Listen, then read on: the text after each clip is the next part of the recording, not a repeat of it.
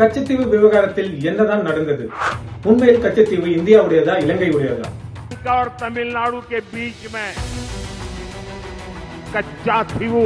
பல அரசியல் கட்சி தலைவர்கள் நாங்கள் ஆட்சிக்கு வந்தால் கச்சத்தீவை மீட்போம் என்று அறிக்கை விட்டு அரசியல் உந்து பொருளாக கச்சத்தீவை வைத்து அரசியல் நடத்துவதன் பின்னணி என்ன?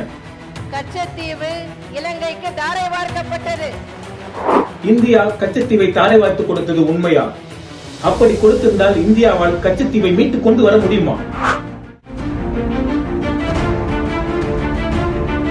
இது குறித்த பல உண்மைகளை தெரிந்து கொள்ள வாங்க வீடியோ கொடுப்போம்.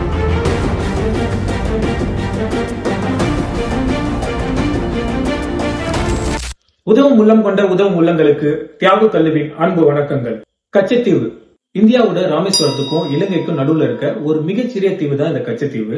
இந்த கச்சத்தீவு எக்ஸாக்டா எங்க லொக்கேட் ஆயிருக்குன்னா பாக் நீரிணை பகுதி. இலங்கையோட வடக்கு கடற்கரை பகுதிக்கும் இந்தியாவோட தென்கிழக்கு கடற்கரை பகுதிக்கும் இடைப்பட்ட பகுதி தான் இந்த நீரிணை பகுதி. 1755 இருந்து 1763 வரைக்கும் சென்னையோட ஆளுநரா இருந்த ராபர்ட் பார்க்கிங் என்பவரோட பேரு தான் இதுக்கு வச்சிருக்காங்க பாக் நீரிணை.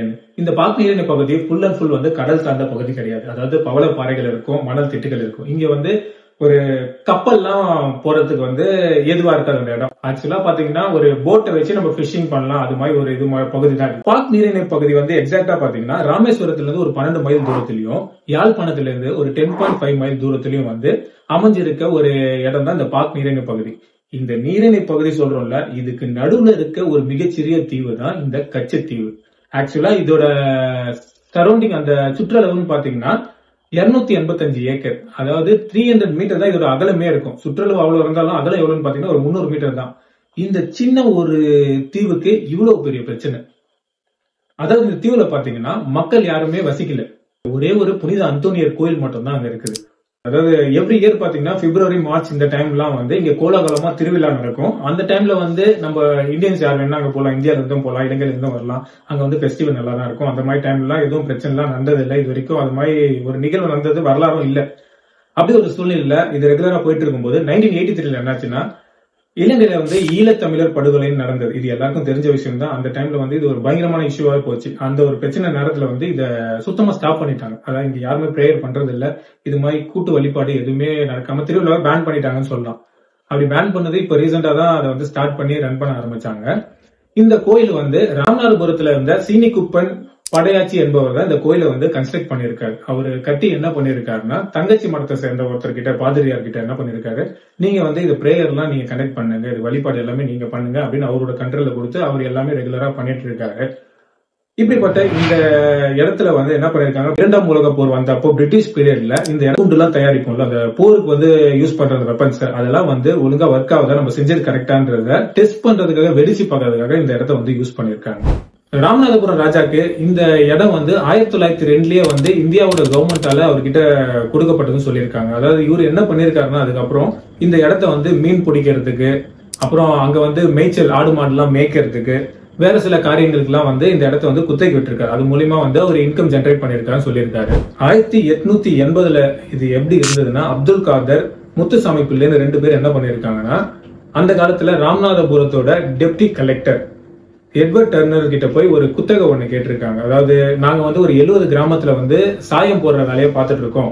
சோ எங்களுக்கு வந்து ஒரு 11 தீவு தேவைப்படுது அப்படின்னு சொல்லியிருக்காங்க. அதனால குத்தகை எடுத்து வந்திருக்கோம் சொல்லியிருக்காங்க. அந்த ஒரு 11 தீவுல வந்து இந்த கச்சத்தீவும் ஒண்ணு. ஸோ குத்தகைக்கு வந்து 1880 எடுத்துட்டாங்க. அவங்க சாயம் போடுற வேலையை பார்த்துட்டாங்க. திரும்ப என்ன பண்ணிருக்காங்க, ஒரு 5 இயர்ஸ்க்கு அப்புறம் வந்து திரும்ப குத்தகை ரெனியூ பண்ணிருக்காங்க. 1885 வந்து அதே சேம் பேட்டர்ன்ல வந்து குத்தகை ரெடி பண்ணிட்டு திரும்ப அவங்க சாயம் வேலையெல்லாம் பார்த்துட்டு இருந்திருக்காங்க. இப்படி போயிட்டு இருக்க இந்த ஒரு டைம்ல வந்து 1913 ராமநாதபுரம் ராஜாவும் இந்தியாவோட வெளியுறவுத்துறை அமைச்சரும் வந்து ஒரு ஒப்பந்தம் ரெடி பண்ணிருக்காங்க. அந்த ஒப்பந்தத்துல வந்து கச்சத்தீவோட பேரையும் மென்ஷன் பண்ணி தான் அந்த ஒப்பந்தம் ரெடி பண்ணிருக்காங்க. அது மட்டும் இல்லாம இந்தியாவும் இலங்கையும் வந்து ஃபுல் அண்ட் ஃபுல் பிரிட்டிஷ் கண்ட்ரோல்ல இருக்கும்போது பிரிட்டிஷ் அதிகாரி என்ன சொல்லியிருக்காங்க தெரியுங்களா, அதாவது இலங்கைக்கு வந்து இந்த கச்சத்தீவு சொந்தம் இல்ல, இது முழுக்க முழுக்க இந்தியாவோட ஒரு பகுதியை சார்ந்ததுதான்னு அப்போ இருந்த பிரிட்டிஷ் அதிகாரம் தெளிவா சொல்லியிருக்காங்க. ஆனா ஃப்ரீடம்க்கு அப்புறம் 1948 September 7 Madras estate abolition and conversion in Ryotwari இந்த சட்டப்படி என்ன பண்ணிருக்காங்க, ஜமீன்தாரி முறையை வந்து முழுசா வந்து எடுத்துட்டு சென்னையோட ஒரு பகுதியை அந்த கச்சத்தீவை அறிவிச்சிருக்காங்க.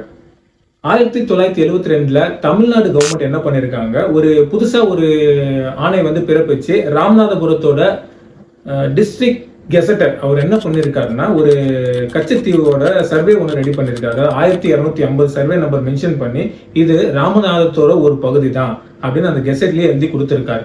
அப்படி சொன்னாலும் இந்த இலங்கை என்ன பண்ணிருக்காங்கன்னா இந்த கச்சத்தீவு பிரச்சனைய இன்னும் விடாம தீவிரமா கொண்டு போயிட்டே இருந்திருக்காங்க. ஆக்சுவலா இந்த பிரச்சனை இன்னைக்கு நேத்து நடக்கிற பிரச்சனை இல்ல. 1920 இருந்தே இந்த பிரச்சனை தொடங்கி இருக்கு. கச்சத்தீவு யாருக்கு? பாக் நீரிணை, மன்னார் வளைகுடா இந்த பகுதியில எல்லையை பிரிக்கும் போதே இந்த பிரச்சனை தொடங்கி இருக்கு. 1921 அக்டோபர் 24 என்ன பண்ணிருக்காங்க, கொழும்பு நாடகத்துல சென்னையோட அதிகாரியும் இலங்கையோட அதிகாரியும் ஒரு பேச்சுவார்த்தை நடத்திருக்காங்க. அந்த பேச்சுவார்த்தையில இலங்கையோட அந்த சுங்கத்துறை முதன்மை அதிகாரி என்ன பண்ணிருக்காருன்னா, சுங்கத்துறை கலெக்டர் ஆஸ்பர்க் இவர் என்ன பண்ணிருக்காரு, கச்சத்தீவு இலங்கையோட ஒரு பகுதியா நீங்க மென்ஷன் பண்ணி எனக்கு கொடுத்துருங்க, அக்ரிமெண்ட் கொடுத்துருங்க. அப்பதான் இந்த பேச்சுவார்த்தை நம்ம 2 பேரும் கண்டினியூ பண்ண முடியும். இல்லனா இந்த பேச்சுவார்த்தை இதோட நடக்காது, நம்ம பிரேக் பண்ணிட்டு போயிடலாம் அப்படின்ட்டு சொல்லிட்டு இருக்காங்க. சொன்ன இந்தியால இருந்து போன அதிகாரிகளுக்கு அந்த டைம்ல இவங்க திடீர்னு இப்படி சொல்லிட்டாங்களே, இவங்களுக்கு என்ன ரீபட்டல் கொடுக்கணும்னு அவங்களுக்கு தெரியவே இல்லை. ஏன்னா இங்க இருந்து போகும்போது இங்க இருந்து அதிகாரிலாம் கிட்ட சொல்லி வச்சிருப்போம், இது மாதிரி நடக்கும், இதெல்லாம் பேசுங்க. ஆனா இந்த மாதிரி ஒரு சூழல் அவங்களுக்கு சொல்லாத டைம்ல அவங்க என்ன ஒரு முடிவு எடுத்தாங்கன்னா, நாங்க கச்சத்தீவு உங்ககிட்ட கொடுக்க முடியாது, வேணா அங்க மீன் பிடிக்கிற உரிமையை வேணா உங்களுக்கு விட்டு கொடுக்குறோம் அப்படின்னு சொல்லியிருக்காங்க. இந்த ஒப்பந்தம் சைன் பண்ணி இந்தியாவுக்கு வந்ததுக்கு அப்புறம் இங்க இருக்க காலனி அலுவலகங்கள்லாம் இதை ஏற்றுக்கொள்ளவே இல்லை, இதை நடைமுறைப்படுத்த முடியாதுன்ட்டு இதை அப்படியே ஸ்டாப் பண்ணி கிடப்புல போட்டிருக்காங்க. சுதந்திரத்துக்கு அப்புறம் என்னாச்சு, இந்த பிரச்சனை திரும்ப பெரிய லெவல்ல வெடிக்க ஆரம்பிச்சிச்சு. இலங்கை கச்சத்தீவு எங்களுக்கு கொடுக்கன்னு கேட்டிருந்தாங்க. அந்த டைம்ல கூட இந்தியா இந்த பிரச்சனையை சார்ட் அவுட் பண்றதுக்கு எந்த ஒரு ஆர்வமும் எடுக்கலன்னு தான் சொல்லியிருக்காங்க. 1967 திமுக ஆட்சியில இருந்தப்போ நிறைய உறுப்பினர்கள் எல்லாம் கூட்டும் போய் மக்களவையில் என்ன பண்ணிருக்காங்க, ஒரு பேச்சுவார்த்தை எல்லாம் நடத்திருக்காங்க. வாக்குவாதம் செய்து இது இலங்கை பிரச்சனையை இதோட ஷார்ட் அவுட் பண்ணிடணும் அப்படின்னு சொல்லியிருக்காங்க. இதுக்கு அப்ப இருந்த பிரஜதா சோசியலிஸ்ட் கட்சி, சம்யுக்தா சோசியலிஸ்ட் கட்சி, ஜனசங்கம் இவங்க எல்லாம் ஆதரவு தந்திருக்காங்க. நாங்க உங்களுக்கு சப்போர்ட்டா இருக்கோம், நீங்க இந்த பிரச்சனையை தாராளமா நீங்க ரன் பண்ணலாம் அப்படின்னு சொல்லியிருக்காங்க. அப்படி போயிட்டு இருக்க அந்த டைம்ல 1969 லண்டன் காமன்வெல்த் மாநாடு நடைபெற்றிருக்குது. அப்போ இலங்கையோட பிரதமர் டட்லி சேனாய்க்கும் இந்தியாவோட பிரதமர் இந்திரா காந்தி என்ன பண்ணிருக்காங்க, நிலைமை மோசமாகிற அளவுக்கு எந்த ஒரு முடிவும் நம்ம எடுக்க வேணாம் அப்படின்ட்டு என்ன பண்ணிருக்காங்கன்னா, புனித அந்தோனியர் கோயில் திருவிழா வரும்போது கூட அங்க நிக்கிற காவல்துறை எல்லாம் சீருடை அணிந்து இருக்க வேண்டாம், மஃப்டிலேயே நாங்க நிப்பாட்டுறோம், எந்த பிரச்சனையும் வராது அப்படின்னு இந்த பிரச்சனையை ஒரு சுலபமா முடிச்சுட்டு போயிருக்காங்க. சுமூகமா பேச்சுவார்த்தை முடிச்சதுக்கு அப்புறம் திமுக சார்பில் என்ன பண்ணிருக்காங்கன்னா, ராமநாதபுரம் ராஜாவோட டாக்குமெண்ட்ஸ் எல்லாம் காட்டி இது முழுக்க முழுக்க இந்தியாவுக்கு சொந்தமான ஒரு தீவு, இலங்கை இதுல சொந்தம் கொண்டாட முடியாதுன்னு சொல்லி இந்திரா காந்திக்கு மேடம் கிட்ட சொல்லியிருக்காங்க. ஆனா மத்திய அரசு என்ன பண்ணிருக்காங்க, இதை அக்செப்ட் பண்ணிக்கவே இல்லை. இதனால திமுக மறுபடியும் என்ன பண்ணிருக்காங்க, இதை மறுபரிசீலனை செஞ்சு எல்லா ஆவணங்களும் திருட்டி இது இந்தியாவுக்கு சொந்தமானதுன்னு நிரூபிக்கணும் அப்படின்னு ஒரு கருத்தை முன் வச்சுட்டு வந்திருக்காங்க. இது பல பேர் பேசும்போது பல விதமான கருத்துக்களா பகிரப்பட்டதா சொல்லியிருக்காங்க. 1970 என்ன நடந்திருக்குன்னா, இந்தியாவோட பிரைம் மினிஸ்டர் இந்திரா காந்தியும் இலங்கையோட பிரைம் மினிஸ்டர் சிறிமாவோ பண்டாரநாயக்கும் ஒரு நல்ல ரிலேஷன்ஷிப்ல இருந்திருக்காங்க. இந்த 2 நாடுகளுக்கு நடுவுல ஒரு நல்ல நட்புறவு போயிட்டு இருக்கு. அந்த மாதிரி ஒரு சூழ்நிலையில கச்சத்தீவு பிரச்சனை கொஞ்சம் பெருசா வெடிக்கிற அளவுக்கு போயிட்டு இருந்தது. அப்போ இந்தியாவோட அதிகாரிகள் என்ன பண்ணாங்க, பிரதம மந்திரியை சந்திச்சுட்டு கச்சத்தீவு இந்தியாவுக்கு சொந்தமான ஒரு பகுதி, இதை இலங்கைக்காக நம்ம விட்டு தர முடியாது, இதுல நீங்க உறுதியா இருங்க அப்படின்னு சொன்னதுக்கு அப்புறம் இந்திரா காந்தி மேடம் என்ன பண்ணிருக்காங்கன்னா, அதுக்கப்புறம் இலங்கையோட பிரைம் மினிஸ்டர் கிட்ட பேச்சுவார்த்தை வச்சுக்கிறத ஸ்டாப் பண்ணிட்டு இருக்காங்க. இந்த ரிலேஷன்ஷிப் பிரேக் ஆச்சுன்னு சொல்லியிருக்காங்க. இந்த மாதிரி நேரத்தில் தான் இலங்கையோட பிரைம் மினிஸ்டர் சிறிமாவோ பண்டாரநாயக் நம்ம இந்திரா காந்தி மேடம்க்கு போன் பண்ணி எனக்கு ஒரு ஹெல்ப் பண்ணணும் அப்படின்னு கேட்டிருக்காரு. அதாவது என்ன சொல்லியிருக்காருன்னா, எனக்கு அரசியல் எதிர்காலமே இல்லாம போயிடும் போல இருக்குது, இந்த கச்சத்தீவை எங்களோட நாட்டுக்கு நீங்க கொடுத்துட்டீங்கன்னா நான் இந்த பிரச்சனையில இருந்து ஃப்ரீ ஆயிடும் அப்படின்னு சொல்லியிருக்காங்க. இந்த சூழ்நிலையை புரிஞ்சுங்கன்னா நம்ம இந்திரா காந்தி மேடம் என்ன பண்ணிருக்காங்க, நம்மளோட அதிகாரிங்க கிட்ட யார்கிட்டயும் கன்சல்ட் பண்ணாம இந்த பிரச்சனையை தீர்க்கிற விதமா டைரக்டா தலையிட்டதா சொல்லியிருக்காங்க.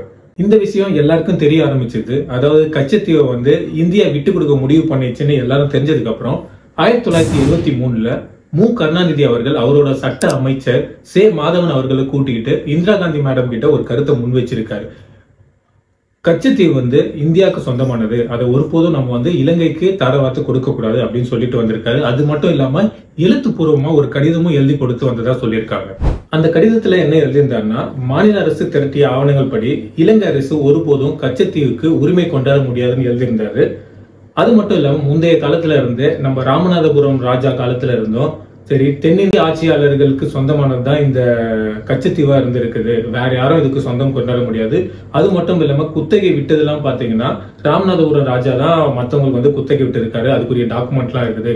இலங்கை வந்து மத்தவங்களுக்கு குத்தகை விட்டதாகவும் சரி, நம்ம அவங்க கிட்ட இருந்து குத்தகை வாங்கினாலும் சரி, எந்த ஒரு லீகல் டாக்குமெண்ட்ஸும் இல்லை. இந்த வகையில பார்க்கும்போது இது தமிழரின் ராஜாக்கள் வழி வந்ததுதான், உரிமை நமக்கு தான், வேற யாருக்கும் விட்டு கொடுக்க முடியாது, கொடுக்கவும் கூடாதுன்னு அந்த லெட்டர் பேட்ல எழுதி அவர் சைன் பண்ணி கொடுத்துட்டு வந்திருக்காரு. இப்படி பல எதிர்ப்புகள் வந்தவொன்னு இருந்தாலும் அந்த ஒப்பந்தம் வந்து சைன் ஆயிருக்கு. அந்த ஒப்பந்தத்துல அப்படி என்னதான் இருந்ததுன்னா, இந்தியால இருந்து மீனவர்கள் அங்க போலாம் வரலாம், யாத்ரீகளும் போலாம் வரலாம், இதுக்கு எந்த டாக்குமெண்ட்டும் தேவையில்லை, விசாவும் தேவையில்லை, இதுக்கு எந்த ஃபார்மாலிட்டியும் இல்லைன்னு வந்து இலங்கை அரசுலயே வந்து சொல்லியிருக்காங்க. அப்படி இருந்தும் இங்க இருந்து மீனவர்கள் அங்க போகும்போது அவங்கள சிறை பிடிக்கிறது, அவங்க படகுல பறிமுதல் பண்ணதெல்லாம் ஏன்னு கேள்வி கேட்டதுக்கு அவங்க என்ன சொல்லியிருக்காங்கன்னா, மீனவர்கள் வரலாம், யாத்ரீகர் வரலாம், ஆனா இங்க வந்து மீன் பிடிக்க கூடாது, வந்தா நாங்க அரெஸ்ட் பண்ணுவோம்னு அவங்க சொல்லியிருக்காங்க. இது குறித்து நாடாளுமன்றத்துல வந்து ஒரு கொஸ்டின் ரைஸ் பண்ணிருக்காங்க. அப்போ இந்தியாவோட நாடாளுமன்ற உறுப்பினர், நடுவண் அரசு அமைச்சர் இவங்க என்ன சொன்னாங்கன்னா, பாரம்பரியமான உரிமை இது என்னைக்குமே மாறாது அப்படின்னு சொல்லியிருக்காங்க. இதற்கு கடுமையான எதிர்ப்பு தெரிவித்த மு கருணாநிதி அவர்கள் என்ன சொல்லியிருக்காங்கன்னா, இந்த கடல் சார்ந்த ஒப்பந்தம் வந்து மாநில அரசோட உரிமையை கடுமையாக பாதிக்குது, அப்படி பாதிச்சாலும் மத்திய அரசு வந்து இந்த பிரச்சனையை பத்தி விவாதிக்க ஒரு ஸ்டெப் கூட முன்வர. மு கருணாநிதி அவர்கள் அவரோட எதிர்ப்பை தெரிவிச்சதுக்கு அப்புறமா இந்தியாவோட வெளியுறவுத்துறை அமைச்சர் என்ன பண்ணிருக்காருன்னா, பிரதம மந்திரி இந்திரா காந்தி கிட்ட கச்சத்தீவு வந்து இலங்கைக்கு சொந்தம் இல்லை, அது இந்தியாவுக்கு சொந்தமான ஒரு பகுதி, ஒருபோதும் நம்ம விட்டு தர முடியாதுன்னு அவரோட கருத்தையும் அவங்க கிட்ட முன் வச்சிருக்காரு. அப்படி இருந்தும் இந்த ஒப்பந்தம் வந்து சைன் பண்ணப்பட்டிருக்கு. அதே நேரத்துல 1974 ஜூன் 29 அனைத்து கட்சிகள் கூட்டம் ஒண்ணு கூட்டப்பட்டது. அதன் பிறகு ஆகஸ்ட் 21 தமிழ்நாடு சட்டமன்றத்துல ஒரு கூட்டம் ஒண்ணு அரேஞ்ச் பண்ணிட்டு அங்க வந்து சில கருத்துக்கள் எல்லாம் முன்வைக்கப்பட்டது. அதாவது இப்போ நீங்க ஒரு ஒப்பந்தம் நடத்தினீங்கல்ல, அந்த ஒப்பந்தத்தோட எல்லா டாக்குமெண்ட்ஸை வந்து மறுபரிசீலனை செய்யணும் அப்படின்னு வந்து தலைவர் மு கருணாநிதி அவர்கள் வந்து அவரோட கருத்தை வந்து முன் வச்சிருக்காரு. இதுக்கப்புறம் என்ன நடந்திருக்குன்னு நினைக்கிறீங்க? 1976 இந்த வருடம் மறுபடியும் செகண்ட் ஒப்பந்தம் இலங்கைக்கும் இந்தியாவுக்கும் நடுவுல அடுத்த ஒப்பந்தத்தை போட்டிருக்காங்க. 1976 மார்ச்ல செகண்ட் ஒப்பந்தம் போட்டாங்க. அதுல என்ன இருந்தது தெரியுங்களா?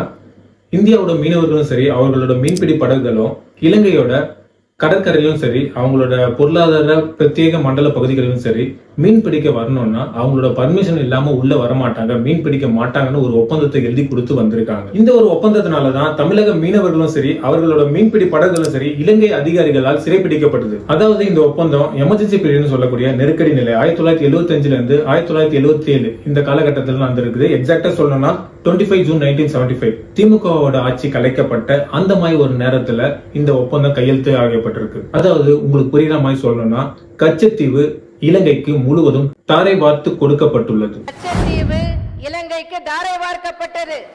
இவ்வளவு நேரம் இந்த கதையை கேட்டுட்டு இருக்கோம். இதுக்கு என்ன தீர்வு தான் நீங்க நினைக்கிறீங்க?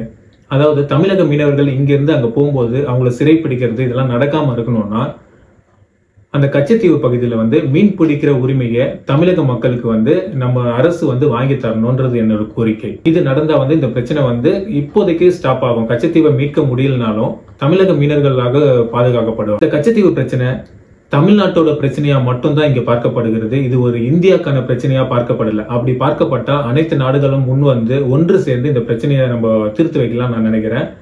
குறிப்பா சொல்லணும்னா 500 வருஷத்துக்கு மேல போயிருந்த ராமர் கோயில் பிரச்சனை இன்னைக்கு வந்து ஒரு தீர்ப்பு கிடைச்சு அது தீர்வடைஞ்சு நல்ல முறையில போயிட்டு இருக்கு. அந்த ஒரு விதத்துல பார்க்கும்போது கச்சத்தீவு பிரச்சனையும் விரைவில் தீர்வு காணும் என்ற நம்பிக்கையுடன் இந்த காணொலியை முடித்துக் கொள்கிறேன். நன்றி, வணக்கம்.